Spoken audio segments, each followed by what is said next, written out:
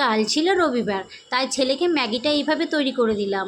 ম্যাগিটাও অন্যভাবে খায়, আজকে ভাবলাম যে ম্যাগিটাকে এইভাবে একটু তৈরি করে দিই। আমার ছেলে তো বসে পড়েছে ম্যাগি খাওয়ার জন্য। ছেলেকে ম্যাগি দিলাম আর আমি খেয়ে নিলাম লুচি, আর লুচির সাথে মাংস কষা কষা। কারণ এটা আগের দিনের তরকারি ছিল, তাই ভাবলাম ছেলেকে দেবো না, আমি খেয়ে নেব, তাই আমি খেয়ে নিয়েছি আর মেয়েকে এইভাবে বসিয়ে রেখেছি। তারপর চলে গেলাম রান্নাঘরে, যেহেতু রান্না করতে হবে। ছেলে ঘরেই বসে আছে মেয়েকে নিয়ে।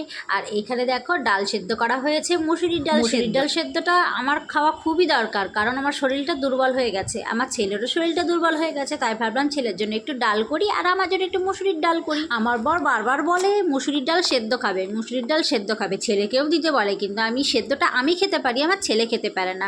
আর এখানে সবজিটাও কেটে নিয়েছি, মাছের তেল রান্না করব। এই দেখো এখানে মাছের তেল রান্না করা হবে।